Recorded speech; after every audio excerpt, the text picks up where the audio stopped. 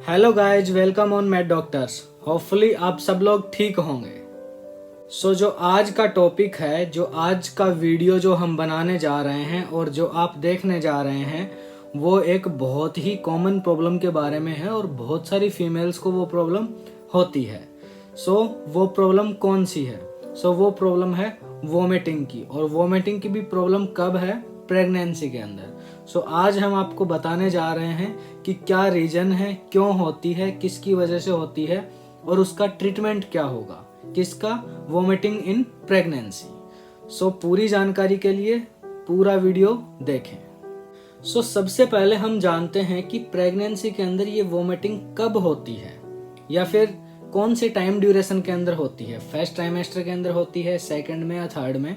देखो, गलत खाने पीने की वजह से तो वोमिटिंग है वो नॉर्मल इंसान को भी हो सकती है और कभी भी हो सकती है। लेकिन जो प्रेगनेंसी के अंदर जो होती है वोमिटिंग, जिसको मॉर्निंग सिकनेस बोलते हैं, नोजिया होता है और वोमिटिंग होती है। वैसे मॉर्निंग सिकनेस के अंदर, मॉर्निंग के अंदर इसका कोई लेना देना नहीं है, पूरे दिन के अंदर ये कभी भी हो सकती है आपको। ये जनरली फर्स्ट ट्राइमेस्टर के अंदर ज़्यादा देखने को मिलती है। और फर्स्ट ट्राइमेस्टर के अंदर भी कब? जब प्रेगनेंसी का 5 to 6 वीक होता है, उससे मतलब 1 महीने बाद में आप जनरली मान सकते हो। और कब तक?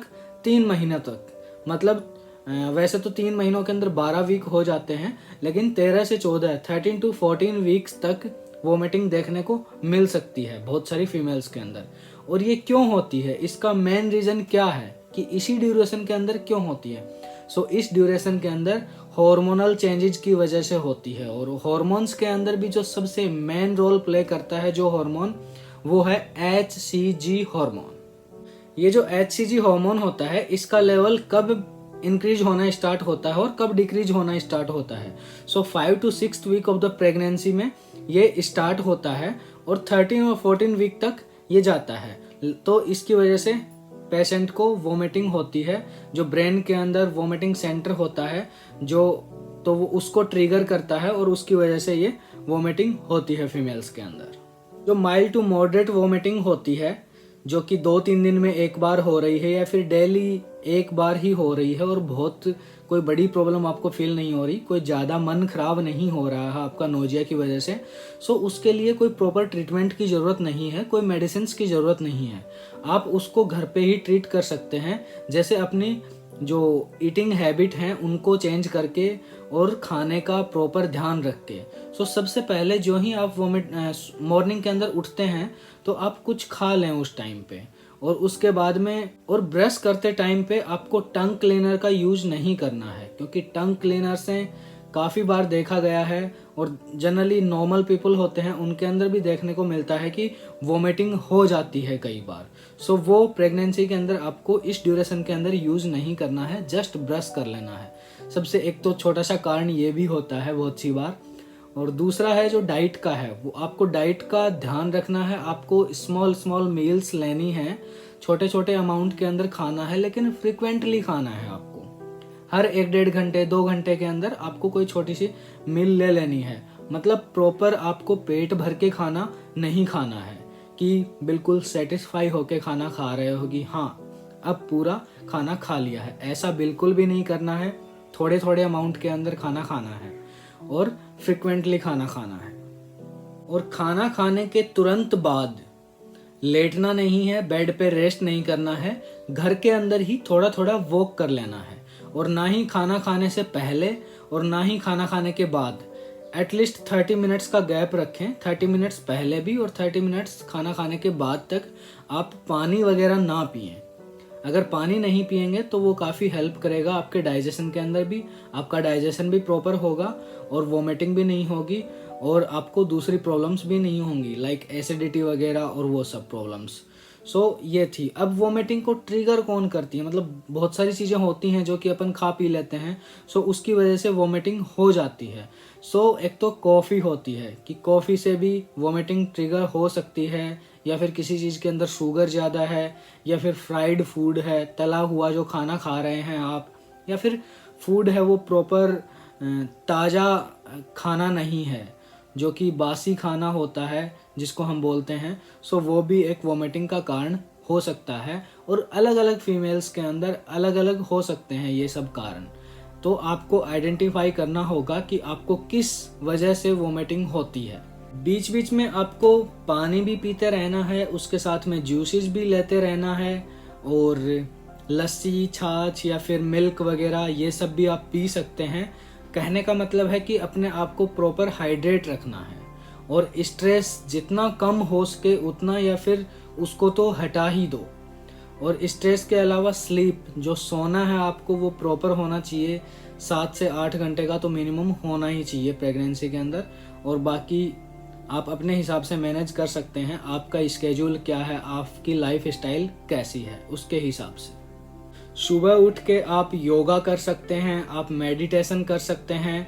और योगा के अंदर आपको कोई बहुत ज़्यादा या फिर जिसके अंदर ज़्यादा ऐसे एक्सरसाइज हो या फिर ऐसा कुछ नहीं करना है। जस्ट ब्रीथिंग, इनहेल, एक्सहेल और इस तरह के योगा ही आपको करने हैं। और दूसरा है कि आप कपड़े भी, जो आप कपड़े पहन रखे हैं वो भी आपके कंफर्टेबल हों, ज़्यादा टाइट ना हो, और उस तरह का भी आपको ध्यान रखना है। ये भी काफ़ी आपको हेल्प करेगा प्रेगनेंसी के अंदर जो वोमिटिंग हो रही है उसके अंदर।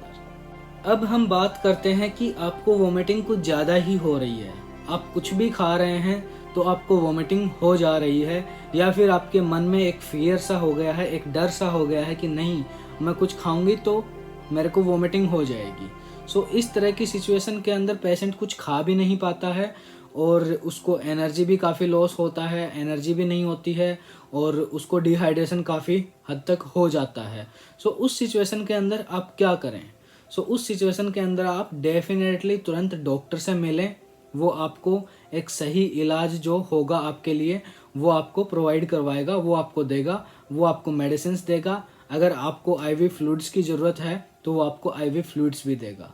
और उसके बाद में आपको जैसे पीपीआई इनहिबिटर्स हैं, H2 इनहिबिटर्स हैं, जैसे फोमेटिडिन है, या फिर पीपीआई इनहिबिटर्स के अंदर अपन देखते हैं कि पेंटाप्राजोल है, फिर ओमिप्राजोल है। ये सब एसिडिटी के अंदर हेल्प करते हैं। और वोमिटिंग के अंदर जैसे ओंडेंसेट्रॉन है, मेटाक्लोप्रोमाइड है। सो ये सारी मेडिसिन हैं, ये एसिडिटी एंड वोमिटिंग के अंदर अपने को काफ़ी हेल्प करती हैं, काफ़ी हेल्पफुल होती हैं। लेकिन अगर नॉर्मल वोमिटिंग है, 1-2 दिन में हो रही है, तो वो आपको खुद को ही सहन कर लेना है, क्योंकि वो हार्मोनल चेंजेस की वजह से हो रही है। एक हार्मोन है जो कि इंक्रीज हो रहा है, उसकी वजह से ये हो रही है। सो ये एक फिजियोलॉजिकल प्रोसेस है, ये होगी। लेकिन अगर ज़्यादा होती है तो आपको डॉक्टर को ज़रूर दिखाना है और आपको डिहाइड्रेशन से बचना है, ठीक है। और उसके बाद में बहुत सारी फीमेल्स के डाउट होते हैं कि क्या वोमिटिंग से अबॉर्शन हो सकता है।